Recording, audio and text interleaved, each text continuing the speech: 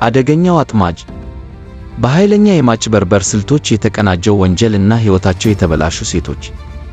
በዚህ ቪዲዮ በአደገኛ አጥማጆች የተቀነባበረ ወንጀል ታሪክ መረጃ እነሆ ላጋራችሁ። ታሪኩን ከመጀመራችሁ በፊት ቻናሉን ሰብስክራይብ በማድረግ ቤተሰብ ይሁኑ። ቪዲዮውን በላይክ ይጀምሩ። ሰለባዎቹን ማጥመድ የሚጀምረው እንዲህ ነው።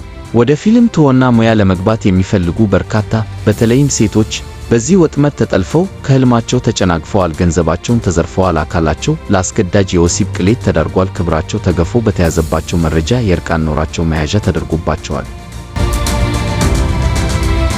የአንዷ ሰለባ ታሪክ ብቻ እንደ ማሳያ እንመልከት። ሰላማዊት ስሟ ለዚህ ዘገባ ተቀይሯል። ወደ ፊልም ትወና ጥበብ መግባት በእጅጉ ትመኝ ነበር። በአንድ ወቅት ያገኘችው የተዋንያን ምልመላ ጥሪ ካስቲንግ ኮል ትኩረቷን ሳበው። በዲኤስቲቪ እና በሌሎችም በርካታ ዓለም አቀፍ መድረኮች ላይ የሚቀርቡ ኢንተርናሽናል ፊልሞች ላይ የሚያሰራ ተዋንያኖችን የሚመለምል የቴሌግራም ግሩፕ ታገኛለች። የተወሰነ ጥርጣሬ ቢያድርባትም በሂደት መርምሬ እገባበታለሁ በማለት ጥሪውን ተቀብላ ለሙከራ ትቀላቀላለች።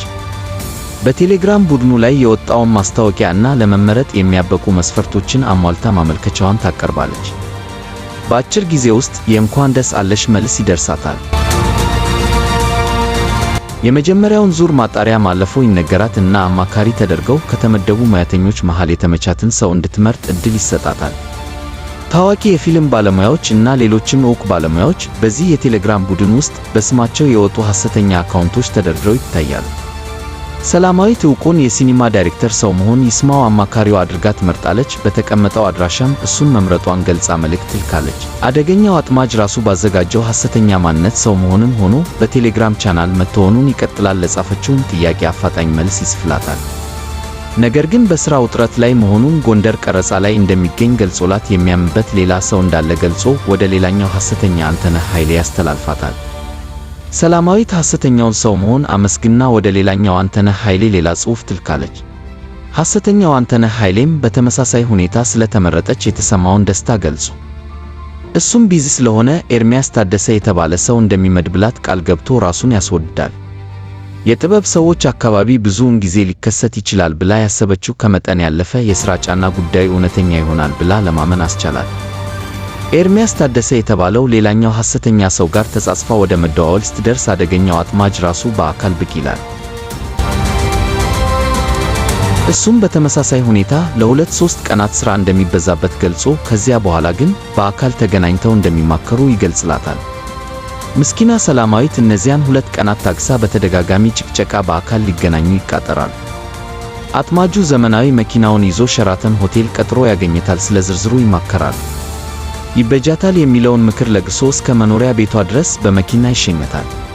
የተለገሳት ምክር ደግሞ ምን ማድረግ እንዳለባት በአማካሪነት ከተዘረዘሩት ታዋቂ ሰዎች መሃል ዕውቅ ሴት ተዋናዮችን እንድታማክር እና ምን እንደሚሏት መልሳ እንድትነግረው ነበር። ሰላማዊት ሩታ መንግሥተአብን ምርጫዋ ታደርጋለች። ሐሰተኛዋ ሩታ መንግሥተአብ ጋር ተጻጽፋ ምክር ትለግሳታለች። ትልቅ ዕድል እንደገጠማት ገልጻ የሰጠቻት ምክር ደግሞ ስሜትን የሚገልጹ ፕሮፌሽናል ምስሎችን ተነስታ መላክ እንዳለባት፣ ለዚያ የሚዲን ስቱዲዮ ደግሞ ፈልጋ እንድታገኝ ትመክራታለች። ሰላማዊት ይረዳኛል ብላ ወዳሰበችው ኤርሚያስ ታደሰ የተመከረችውን ይዛ ትመለሳለች። ስቱዲዮውንም እንደሚያዘጋጅ እሱ ራሱም እንደሚሰራታል። የሥራ ጫና ግን እንደሚበዛበት ገልጾ 200,000 ብር ገዳማ እንደሚፈጅ ያሳውቃትና ይለያያሉ። ሰላማዊት ቀብድ 50,000 ብር አዘጋጅታ ትልክለታለች። ለ2 ቀናት ያህል ይቆይና በጣም ቢዚ ስለሆንኩ የሰው ገንዘብ እጄ ላይ እንዲቆይ አልፈልግም ብሎ የላከችለትን ብር መልሶ ወደ አካውንቷ ያስገባዋል። ገንዘብ ካገኘ በኋላ የሚመልስ ሌባ መቼስ አይኖርም ብላ ያሰበችው ሰላማዊት በገጠማት ዕድል ተአማኒነት ምንም አይነት ጥርጣሬ እንዳያድርባት ሆና እርግጠኛ ሆናለች። ከጥቂት ቀናት በኋላ ተመልሶ በቃ እንስራው አሁን ነፃ ነኝ ይላትና ሙሉ ብሩን እንድትልከው ሲገልጽላት 200,000 ብሩን ወዲያውኑ ለመላክ አላቅማማችም። አጥማጁ በዚህ አይነት ሁኔታ ሰላማዊት ጋር በፈጠረው ቅርበት ሆቴል ይዞ መኝታ ቤት ውስጥ እርቃኗን ፎቶ ማንሳት የሚያስችለውን ዕድል ያገኛል። በአካል ተገናኝተው በመኪናው ወደ ቤቷ በሚሸኛት ወቅት በፊልም ትወናው ላይ የጦር መሳሪያ ትዕይንት ስላለው እስኪ ሽጉጥ አያያዝሽን ልየው ብሎ እውነተኛ ሽጉጥ እጄ ላይ ያስቀምጥላታል። ይህ ሁሉ ተግባር በኋላ ለሚፈጠሩ ሁኔታዎች የሴራው አካል ነበር። እንዲህ ባሉ ስልቶች በርካታ ሴቶችን ክብራቸው ተላልፎ አካላቸውን አኖሮ ገንዘባቸውን ከበላ በኋላ የውሃ ሽታ ሆኖ ይሰወራል። እጁ ላይ ያሉት የእርቃን ምስሎች እና ቪዲዮዎች ወደ አደባባይ እንዳይወጡ መኖሪያ ቤታቸውን ማወቁ እና የጦር መሳሪያ የታጠቀ መሆኑ ደግሞ የደህንነት ስጋት ላይ ስለሚጥላቸው ውሾን ያነሳ ውሾ ይሁን ተብሎ እንደተበሉ መቅረት ይሆናል። ይህ ገጠመኝ ከአንዲት ሴት አልፎ በበርካታ ሴቶች ላይ በተደጋጋሚ ተከስቷል። ሰላማዊት ከአደገኛው አጥማጅ ጋር ወሲባዊ ሁኔታ ውስጥ ለመግባት የሚያስገድድ ሁኔታ ይገጥማታል። ወደ ቀጠራት ሆቴል የመሄድ ፍላጎትን ታጣለች። ጥርጣሬዋ ያገረሽባትና የሰው መሆንን እውነተኛ አድራሻ አፈላልጋ ታገኘዋለች።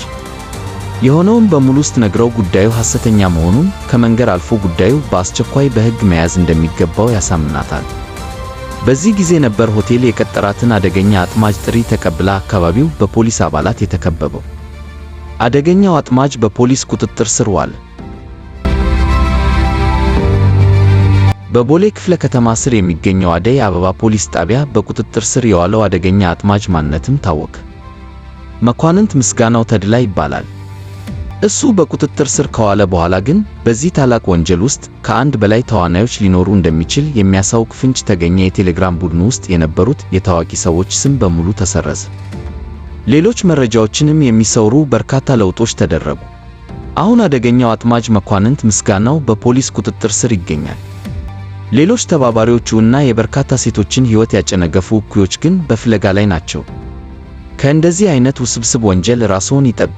በሌሎች አስተማሪ ታሪኮች ዳግም እንድንገናኝ ቻናሉን ሰብስክራይብ በማድረግ አበረታቱ። ቪዲዮውን ላይክ ያርጉ፣ ሐሳቦን በኮመንት ሳጥን ያጋሩ።